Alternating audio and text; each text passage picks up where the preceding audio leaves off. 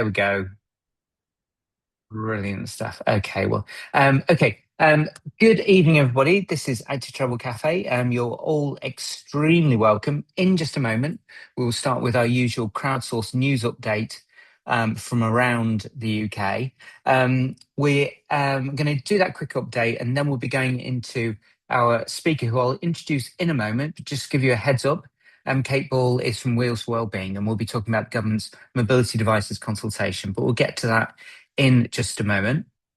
But first of all, I'm going to invite participants to pop in any news you've got. Stick your hands up. I'll invite you in if you've got any news from where you are. And as quick as a flash, H is in play. H, you've lost your halo, but you've now got a kind of crescent moon, according to my screen. Right, over to you, H. What's happening where you are?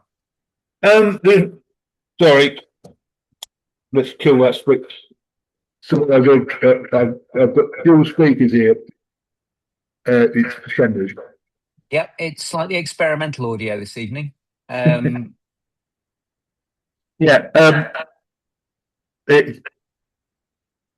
having an interesting thing with the Glasgow Central fire, which is hang on, see if I can kill that speaker. Is that better? Yeah, that is a bit better, H. Okay. Interesting thing with the Glasgow Central fire. The bike stations, hire stations, all the way along the railway line that was shut, were overflowing. But the Void Bikes people haven't quite coped with the fact that you can overload the bike station when it's a dockless system, as long as you just pile them up and they're neat. And so there's been a bit of a hiatus that people can't get bikes put away because they're already filled up. So that was sold by Deutsche Bahn 25 years ago with cooler bikes. So I don't know why they haven't been able to solve it now. But it's actually boosted bike use quite substantially, not having trains to Glasgow Central. I bet it has. Thanks, H. Excellent stuff. Anybody else got any news from where they are? Any updates? It's a low level of news. No? Goodness me. Hang on. No, you've got to come in and say the news. You don't post it in the chat, Martin. News site. Ruth, have you got your hand up? Come on in. Well, it would appear there's no one from Westminster here, but it seems that in spite of huge amounts of objections from the ex-MP Felicity Buchan, who did a Facebook thing calling herself MP, that they didn't need a cycle lane down Holland Park Avenue and onto Shepherd's Roundabout because there already is one, and anyway, nobody uses it, and why would they need one? It is going ahead, and that is fantastic news. And Westminster Cycling Campaign are the most marvellous people and need huge rounds of applause for all the efforts they put into it, because they are truly fabulous. And it just goes to show, like with the Paris left-wing mayor, cycling, you don't have to be against cycling to be elected. Yes, results. Excellent. Good. We like it. An upbeat news roundup there from Ruth. Brilliant stuff. And a new cycleway opened in Edinburgh, Martin, as well. So it's sometimes, Kate, just for your info, sometimes the news roundup can be a little bit of a downer, and then your job is to pick us all up. But here we've got the good news that we've got. Ruth, did you want to come back in? Well, very quickly. So I hope everyone watched the webinar about Camden, the pedestrianisation of Camden High Street. And if you haven't, then please try to watch it somehow. I'm sure someone will put the link in the chat. But one of the things, it was an ATE thing, was that Camden is very progressive, cleaner, greener and healthier, and local leadership encouraging change. So another big shout out for another London council, Camden Council, with whom I have a bit of a vested interest. Nobody asked me why, but anyway, they're marvellous. And they're just putting in another new cycle lane up Fitzjohn's Avenue. It's great news. Brilliant. Thanks, Ruth. Although we're desperate all to ask you why you've got a vested interest now. So there you go. Robin, you've got your hand up. Hello, thank you. I'm just getting home. I have just... Nice shed, Robin. Well, that's my wife's shed. This is my one. You've got his and hers sheds. Sorry, hers for pottery, mine for bikes. You have to edit this bit out. Anyway, we just got news this very afternoon that the judicial review against the congestion charge in Oxford has gone through its oral, effectively an appeal against the earlier ruling. The judge has chucked it out, ruled in favour of the council. The documents, some of the documents have already appeared on the council's website. I have to get in and I'll start posting them up. But this is exactly the result we were hoping to see. The full judgment is going to be handed down on the 25th, which is tomorrow. And the judge is very keen, apparently, that all of the papers are exposed in their full, to fully vindicate the council and show what a jolly poor show the JR was. And I think we know from the earlier papers that costs were awarded against the organisation Open Roads for Oxford Limited, who we call Awful, because that is their acronym. Didn't think that one through, did they? Anyway, more on that later. Excellent stuff. Thanks, Robin. That's brilliant. You pop inside. I did notice, have you got a bench between your two sheds that you two come out from doing your shed stuff and then you sit romantically on that? That's a beautiful thing right there. Martin in Edinburgh, you got your hand up. Bikes in there. Yeah, I found how to do it eventually. Yeah, we've opened a brand new cycleway. It's been in use for a while now, but had the official opening, which links up the infamous Leith Walk cycleway, which had some crazy zigzags and turns in it, to the shore, and is part of a Leith Connections project, which includes a low traffic neighbourhood, which has already been implemented, and there's going to be another cycleway coming later. This cycleway came about because when they put the tram in recently, they decided to put a tram stop in quite a narrow road, which meant there was no access for cyclists, and it was a very popular cycle route. So originally they agreed that they would build an alternative route before the tram went operational, which was now over 3 years ago, I think. So it's not when we expected it to come. And it's been quite a big project, and it involves quite a lot of landscaping and pedestrianisation and using flat top sets for some of the cycleway. And overall it's pretty good, although the connections are not good at either end, but otherwise it seems like a very useful and very well used new route. Brilliant. Thanks, Martin. That's really good news. Wonderful, wonderful. Great. Well, listen, I think after all that very upbeat, happy news, we're going to go to our guest speaker for this evening, if nobody's got anything else. So Kate Ball is Campaigns and Policy Lead for Wheels for Wellbeing. And you're going to take us through, Kate, aren't you, the Government Mobility Devices Consultation, and look at how current laws are stopping disabled people from using active travel, and look at equal rights across pedestrian, cycling and cycle to mobility users. So, Kate, can I hand over to you, please? Thank you very much. So if I just share some slides, hopefully I can make this actually show a slideshow. There you go. Perfect. So this is a very, very high speed. I've been told 10 minutes maximum of slides. So this is a very, very high speed go through of a very complicated area of regulations.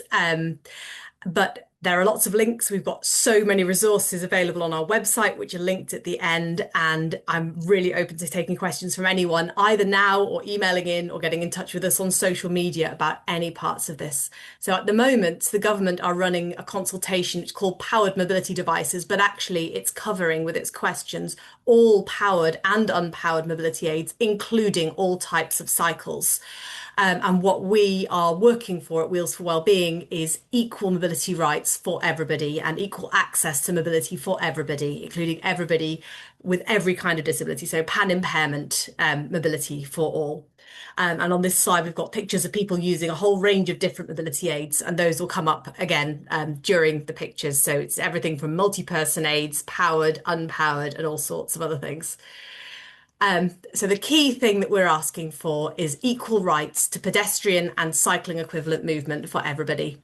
So saying that disabled people must be regarded in laws as pedestrians while we're using mobility aids at pedestrian speeds in all pedestrian spaces, whether that's a pavement, a larger pedestrianised area, going through transport hubs, wherever it is we need to go, we need to be able to get there using our mobility aids, even when those mobility aids are capable of going at higher speeds in other places. Disabled people also need the right to use our mobility aids at cycling or cycling equivalent speeds in all cycle permitted spaces. And we'll talk more about how that actually is not the rules at the moment. And regulations prohibiting antisocial and dangerous behaviour by everybody, pedestrians, cyclists, everybody, apply equally to all mobility aid users. So there's a lot of concern that if people are allowed to use devices that can go faster than walking speed, that might suddenly mean that we'll run people over. That's not necessarily going to happen. It doesn't tend to happen already with lots of devices that can go much faster. People tend to moderate speeds right down, especially in busy spaces where actually appropriate speeds to move are typically 1 to 2 miles an hour, or outside of primary school at kicking out time. If you're using a power wheelchair or mobility aid of any kind, you're not going to be moving at all a lot of the time because it's busy, and we are trusted and generally do slow right down. So making sure that we keep the safety going, but recognizing that most people are sensible about how we use our devices already. So we need the right to use aids for a whole range of different purposes. And we need to keep those purposes in mind when we're thinking about what laws need to say and what laws need to allow. So we need to be able to move indoors, we need to be able to move outdoors on a whole different range of surfaces. So whether that's carpet or tiles or tarmac or grass or bark or sand, we need the option to move on ice and snow and wet places, through puddles, whether it's raining or not, on broken leaves, anywhere that we need to go on any surface that you can reasonably expect to find in the public realm. We need to be able to support family and friends. Disabled people are often carers, and we go around with other people, whether they're people who need a temporary bit of help, just to hand over something, or whether they're people who permanently need our help as part of our family or friendship group. We need to be able to keep up with people that we're moving with. And that typically is going to mean things like being able to run for the bus or make a running equivalent movement to get across a crossing. We need to be able to transport children. We need to be able to transport shopping, luggage and equipment. We need to be able to hurry away from danger or hurry to keep other people safe. So whether that's getting out of a situation that feels a bit dodgy or catching up with a child before they run into the road. And we need to be able to make trips at the same speeds as non-disabled pedestrians and cyclists. Just as a part of being within our society as it functions, there is an expectation that you will be able to make trips at typical walking and cycling speeds. And if you can't, you are shut out of a lot of typical everyday life. So what we're talking about with the regulations at the moment is these devices shown in this image, which are Argson invalid tricycles. So this is an invalid carriage, a mechanically propelled vehicle, the weight of which unladen does not exceed 500 weight, and which is specially designed and constructed, not merely adapted, for the use of persons suffering from some physical defect or disability, and used solely by such persons. The definition of an invalid carriage today in our laws is pretty much identical, although it's now for a person, not for persons. And in some of our regulations, but not all, the device can be adapted as well as specially designed and constructed. But it's pretty much exactly the same law today that we had in 1930. And you can see these are motor cars. They're motor vehicles. They are motorbikes. They could go really quite fast. They were supposed to stay at 20 miles an hour or less, but they could go a lot faster because they didn't have speed restrictors. They often had petrol engines. They also had levers to propel them, so they could have pedals as well. They were a really diverse whole lot of devices, and there are still some available. But they really weren't what we're typically talking about now when we're talking about mobility devices. They are quite big, they're quite chunky, and they were for outdoor use. They are not the indoor-outdoor diverse aids that we need regulations to cover today. So when we're thinking about regulations, we do have to look at equality regulations. These were not in place the last time mobility aid regulations were meaningfully altered in 1970 and then 1988 to put our current laws in place. So we've got the Equality Act from 2010 that means the government must make all reasonable adjustments to achieve equality of access. And that's an anticipatory duty before anyone experiences discrimination. And the public sector duty requires due regard to the need to advance equality of opportunity. The United Nations Convention on the Rights of Persons with Disabilities extends that. I'm not going to read through the whole bit.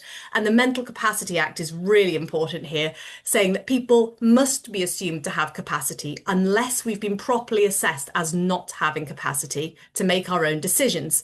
And that means that we are able to make our own decisions, even if we make the decision to take a risk, even if we make a decision that could be seen as a really bad decision. So we need our new regulations to meet the requirements of these equality regulations that just didn't exist last time these laws were gone through. We think that this consultation has the potential to make massively positive legal changes. And that's because we've got the low speed zero emission vehicle framework that the government's wanting to bring in to recognise micromobility devices like e-scooters. And we think that could cover a much, much wider range of devices, like in the graphic on the right that's showing somebody using an e-trike, somebody using or two people using a tandem mobility scooter, and somebody using a device based on a Boston Dynamics robot crossed with a power chair. That doesn't exist, but that's the point. We need future-proof regulations that allow for all safety tested devices that are reasonable to use as mobility aids to be used as mobility aids, whether or not they were originally designed as such and whether or not they exist right now. So we need to recognise all devices that are reasonably within a framework as mobility aids when used by a disabled person to assist with or replace pedestrian movement. And that's a key ask that we have for this consultation. We need the rules to be easy to find. We need product standards to be easy to find and publicly available in clear language and accessible formats. That's not something that happens at the moment. British standards are typically behind a very high paywall, and that's not reasonable because it means people can't see what their devices should be able to do. So that's not fair. We do actually want to retain the invalid carriage category at the moment, albeit with a name change as suggested by the consultation. And that's for one very pragmatic reason. It's because that category has a VAT exemption and we want that VAT exemption to remain. So people who need current invalid carriages, they're typically very expensive. They can cost anywhere between, say, £3,000 for a manual wheelchair and £30,000 for a high-end power chair. And if you need additional attachments and equipment, it can be more again. We need people who need those to retain that exemption. And we would like that extended to all medical and healthcare regulatory authority certified Class 1 medical devices that are for mobility, which is the case in most of Europe already. So certified Class 1 mobility devices, medical devices are already tax exempt in a lot of other countries. And we think that will be a simple alteration to make. And then we need the criteria. What do we think we should have? Well, we've said everybody should have capacity to make our own decisions. We want the restrictions limiting invalid carriages to disabled people only to be removed. They don't make sense, and they are really restricting how innovative devices are, what the market size is, what the provision is, how easy it is to get something serviced, where you can buy them. Can you actually find a device near you? And it creates a huge stigma. It's like when glasses were only really available on the NHS and there was a lot of stigma against wearing glasses. Now glasses are really widely available and whoever needs them can just use them. You don't wear them if you don't need to, probably. You do wear them if you do find them helpful. And the same thing should apply to mobility aids. It's getting there for hearing aids. And there's no disadvantage to allowing more people to use a full range of devices.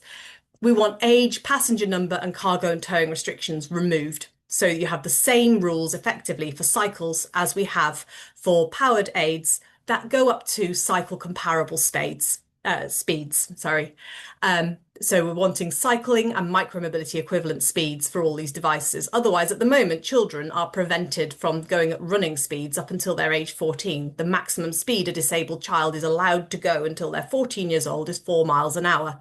And most devices that are permitted for use by under 14s cannot go on unmade surfaces like soft grass, let alone sand. We need equal access to all pedestrian and cycling spaces. That includes cycle tracks, cycle lanes, bus lanes, bridleways, and restricted byways.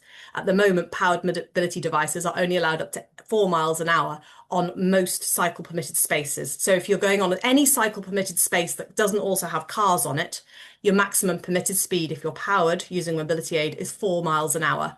We think that's ridiculous if you're on a bridleway where horses can be cantering and people can be cycling at much, much higher speeds. And recognizing all those comparable devices as mobility aids. And we want the detailed device requirements. So for the future proofing, put the detailed device requirements in the product standards, not the public spaces regulations. So our key belief here is that it's discriminatory to prevent a large number of disabled people from accessing pedestrian and cycling or cycling equivalent mobility in order to prevent a small number of disabled and non-disabled people from behaving in ways that put others at risk.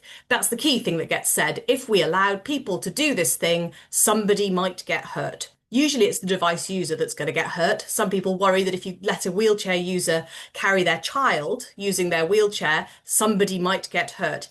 Yes, but so might somebody running, giving their child a piggyback. It's exactly the same thing. We need to be able to get around with our children, with our family members in the ways that work for us. The consultation focuses a lot on aligning device requirements with Class 3 invalid carriage requirements. And this slide is just showing why that is such a completely ridiculous idea. The Class 3 invalid carriage requirements are absolutely not fit for purpose. They never have been. So some key problems with the requirements are you're only allowed to use them once you're age over 14. They're one person only. You're not allowed any trailers. You're not allowed any cargo. You cannot have multi-person devices. You have to have fixed front and rear lights, brake lights, and hazard warning lights. You can't do that on e-assist wheels on a manual wheelchair, for example. It's just complete overkill.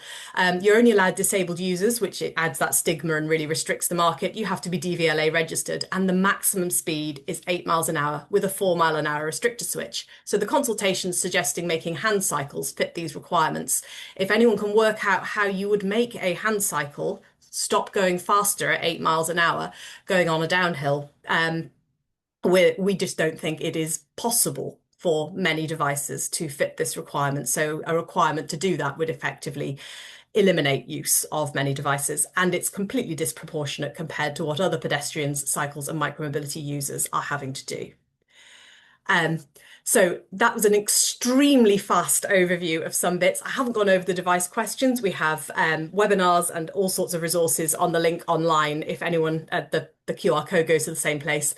So if anyone would like to find out an awful lot more, and please do ask questions if anyone's got any questions to ask as well. Thank you very much.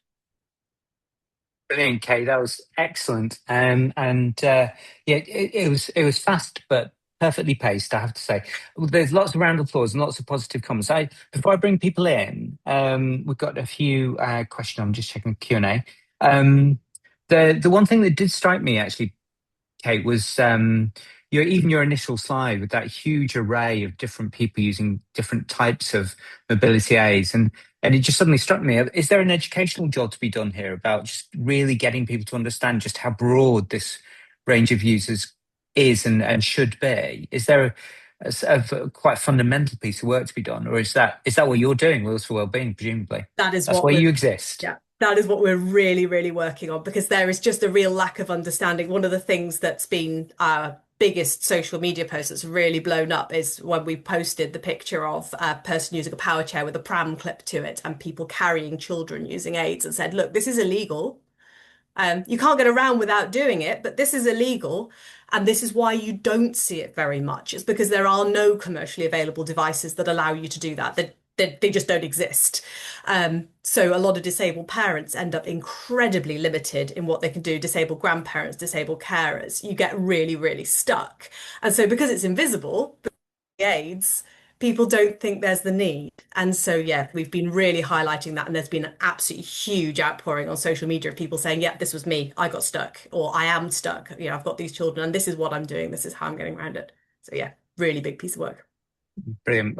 I think it's one that we should return to here, actually, and make sure that we're all fully briefed adequately. I'm going to bring people in. I think we'll do, because we've got a few questions, but enough time, Kate, that we can do this verbally. So I'm going to go to Ken and then Ruth to come in off mute and ask you questions. Then we've got Marcus queued up as well. So Ken, if you want to go first with your question for Kate. Great, thanks very much. I've got three thoughts. One, in terms of performance, I like how you're pointing out that disabled people do have the ability to get around and the need. Because I, in fact, hold a world record in hand cycling. Used to hold two, it's down to one. So for those of you who don't know, it is possible for somebody on a hand cycle to do over 50 miles an hour. So the ability for somebody on a bike or a wheelchair to maybe do over 8, 10, 12, kind of useful, because I can do that in my chair as well. But what I'm interested about is what's being done in consideration with the EAPC rules in terms of power assist hand cycles and the consideration for potential different power levels, as well as the inclusion of thumb throttles, which are currently illegal, where that might provide better assistance and better access for disabled cyclists. And more importantly, because this came up as an issue today with a spokes situation up here in Edinburgh, what's being looked at in terms of cycling infrastructure that's being built now, that in the process of being built is actually restricting access to roadways and cycle paths. Okay, so on the question of power for hand cycles, that's something we're raising with the DFT. So our hope is we're leaving the EAPC regulations alone because they're European aligned. So touching them is really difficult. But they're bringing in this low speed zero emission vehicle. So we're asking them to make sure that that framework allows for e-assist devices, not just fully powered ones, so that it can bring in hand cycles.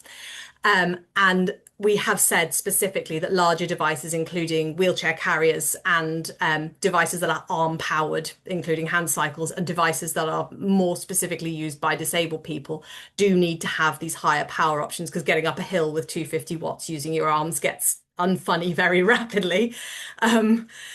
And so, yeah, we've raised that with them and said, look, can you put that, instead of putting it in the EAPC category, stick it in this new category of LZEVs, if that works, so that you can have those higher powered devices that are still cutting out at 15.5 miles an hour. And we've suggested that instead of restricting power within that category, they should be restricting acceleration, because we can do that now. We've got the software that allows for that. The power restriction was brought in 1984 because we didn't have the software and the capability to restrict acceleration directly, but that's what the power restriction's always been meant for. With throttles, you can, if you individually rate the device, get a full throttle EAPC through a rather funny loophole via the Bicycle Association. Have some guidance on this, but it's not great. And again, we've asked for higher speed throttles to be considered and worked through, because obviously if you're allowing devices like e-scooters to have throttles up to 15.5 miles an hour, it makes no sense not to allow hand cycles and other comparable devices to have full throttle as well. It just isn't logical. So yeah, those are both things that we're asking for. Cycle infrastructure, restricting access. If you want to contact us about specific projects, please do, because this is something we work on a lot, especially things like turning circles where people are saying, oh, this chicane is fully accessible. And you're like, with those gradients and those turns, I don't think so. So yeah, that's something we work on a lot, and please do get in touch. Okay, great. Thanks very much. Appreciate that. Thanks, Kate. Thanks, Ken. And kudos on the record breaking. Ruth, did you want to come in? Yes, thank you, Kate. Fabulous presentation as always. My local hospital has been having building works for a very long time, and the only way to access it from the quiet road is a very long section where e-bikes, e-scooters, mobility scooters aren't allowed to use it. Cycling isn't allowed. There's no other access into the hospital. And I just wondered how also you're getting on with the fact that I think hospitals were banning e-vehicles, or whatever they're called, what you call them, if that's something you're working on, and that this under subways, when they have restrictive hoops to stop people going fast, They are allegedly at a certain distance apart, but again, if you're using a mobility scooter, bike, sorry, the turn is almost impossible, and I'm not disabled. So I just wondered if those two things are in your remit to change. Thank you. So with roadworks, we've got some examples online, again, that are about this exact thing. So when roadworks are creating obstructive spaces and about allowing mobility aid cycling through roadworks. And we had the good example with Wandsworth Council a couple of years ago where we got that sorted through the bridge. We've developed some new resources. They're on our resources page for campaigners and others to use. Again, do drop a query and we can send those through.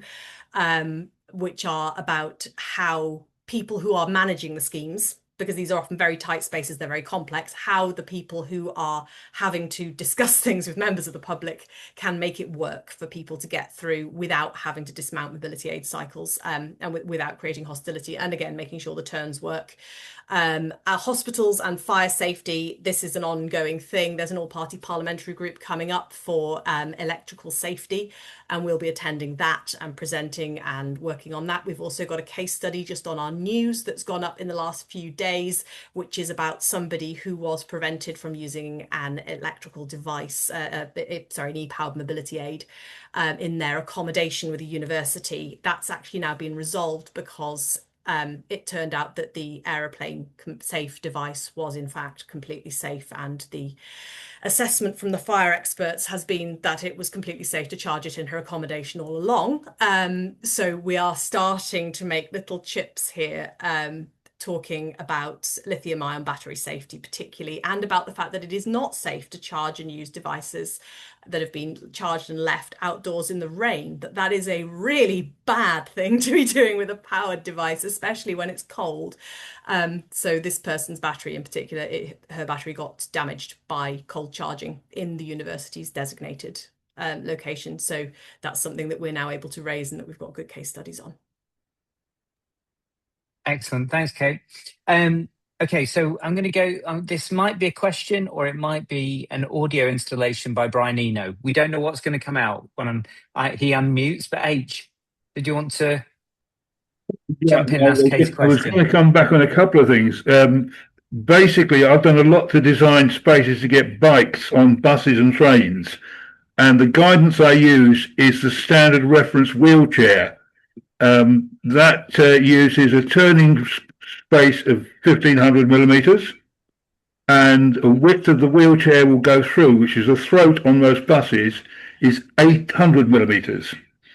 I know that because we had a twin pram, and it was exactly the same width that you could just about get a wheelchair through. So we used it to test out access quite a lot. But the basis is the standard reference wheelchair, which also meets the Class 2 wheelchair invalid carriage regulations. So I'm wondering how Kate is getting on with that sort of stuff. We do have a problem with Class 3 invalid carriages. We've had at least 3 through the doors on the offside of a metro train in Newcastle, because people are using them at 8 miles an hour on station platforms and areas where they should be restricted in speed. And they're also heavier. They're too heavy for the ramps on buses. Confederation for Passenger Transport brought out guidance across all of the PCV operators, that's buses and coaches. And that should give fairly clear guidance as to what you can take on buses and coaches.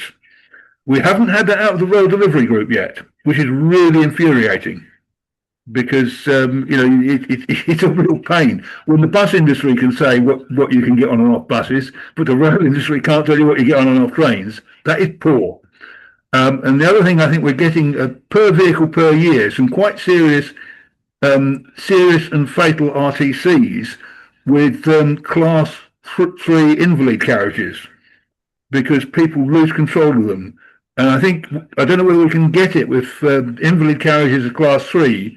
They should have a Form V5 and a registration number as a motor vehicle. And so could we make it so that people who are selling these things actually make sure people get them a registration and Form V5? Thanks, H. Kate, Okay, sorry, so there's that's quite a lot there.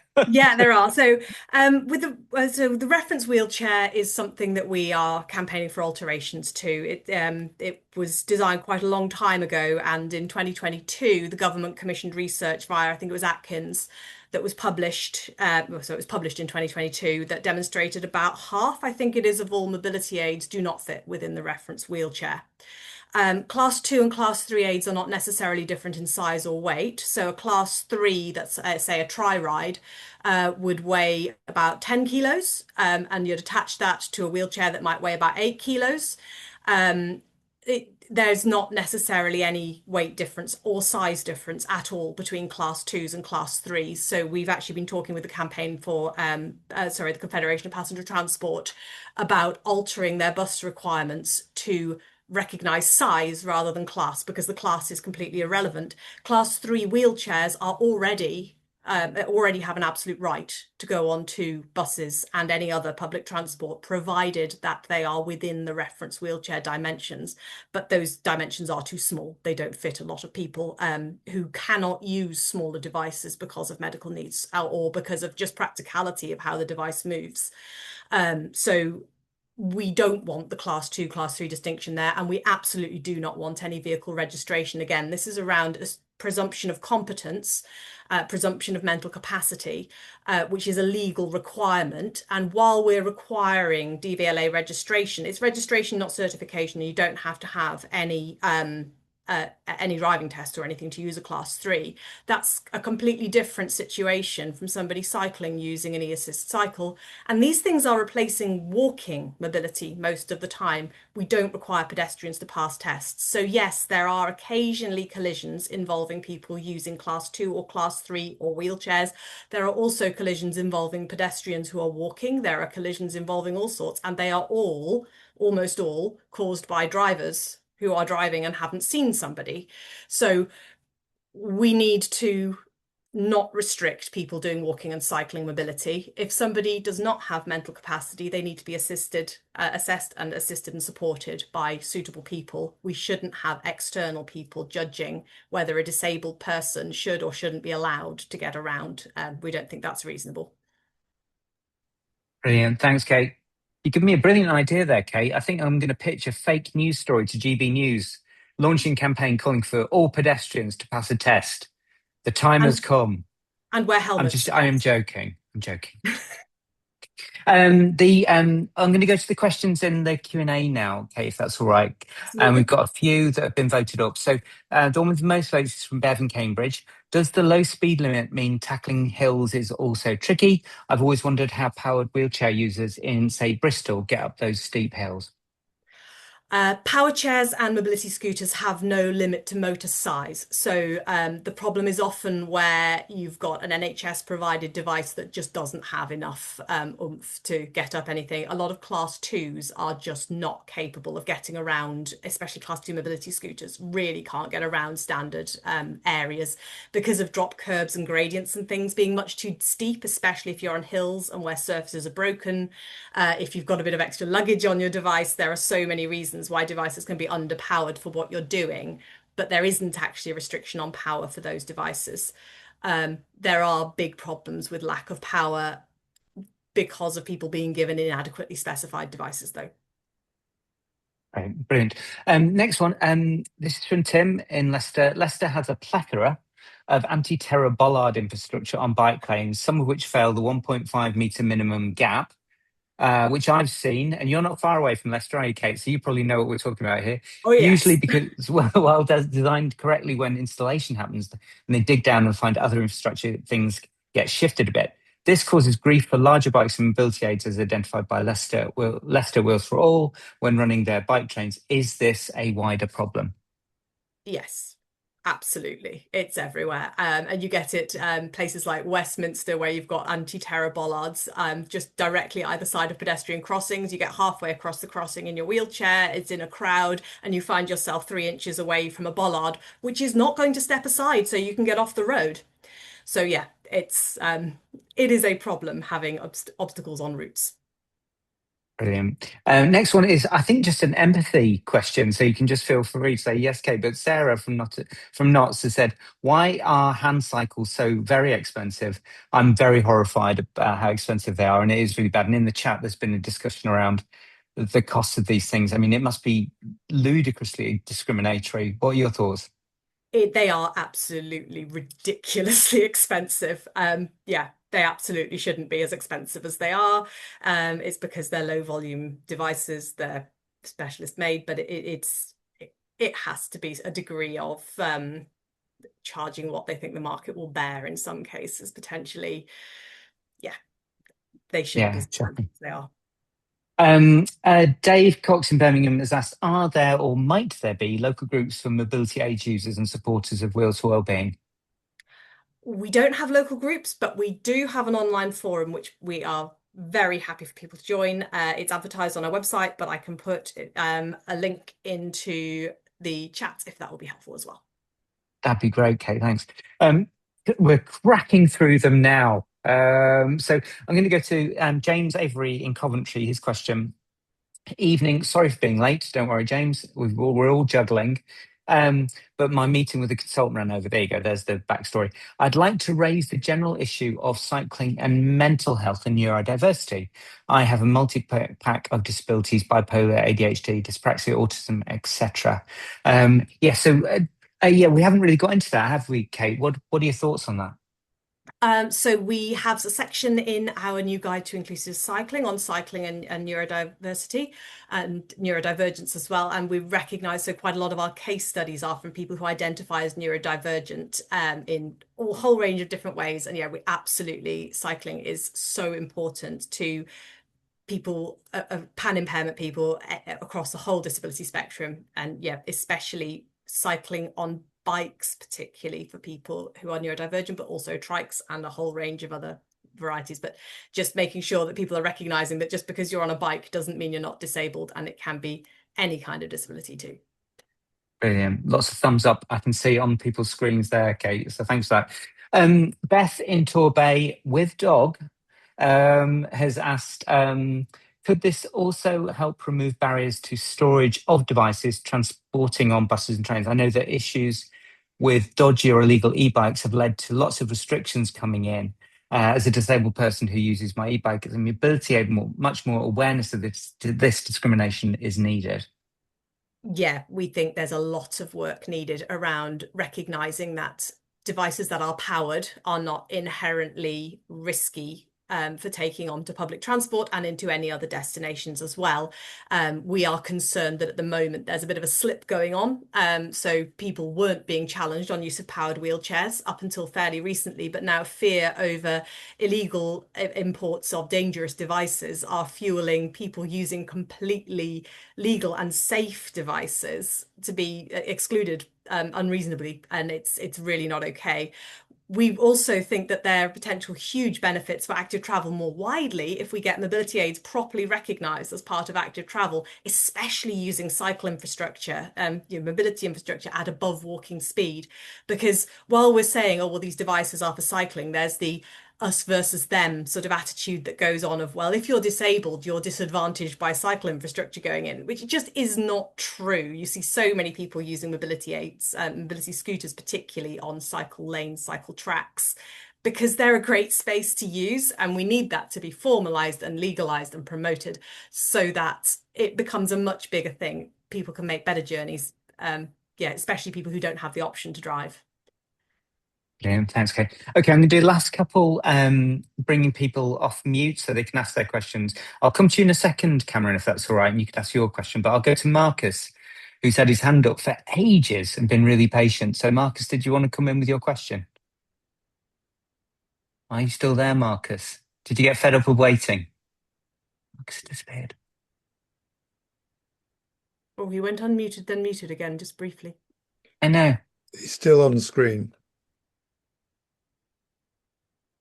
Okay, I'll come back to you in a second, Marcus, and you get a chance to ask that question. Cameron, should we come over to you? You've got a question for Kate, haven't you? Yeah, sorry. Is there any scope to introduce tougher standards for supermarkets? to ensure that areas are clear for movement and mobility scooters and wheelchairs. And specifically, I was involved in an incident last week, actually, where a guy got stuck at a self-service checkout. And he got flustered because he tried to use another one, he didn't accept cash, all that sort of thing. So he was moved over to another one and then not helped to put his stuff through again. So he was angry and flustered, and he couldn't position his wheelchair properly, and basically ended up losing control of it and bowling me over. And he ended up in the window of the supermarket as well. So wasn't a great outcome for anybody. So, but it seemed to be the root cause was an obstruction at the checkout. So the Equality Act should cover that.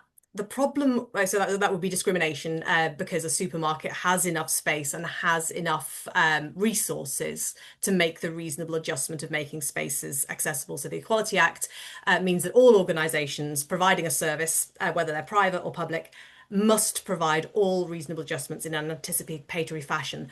The problem is that to enforce that, a disabled person who has experienced discrimination has to make a formal complaint and often take a legal case, which can take a number of years, is really expensive, is really hostile, is really difficult, and is really, really stressful. So the Equality Act is essentially unenforceable. So that's the big problem.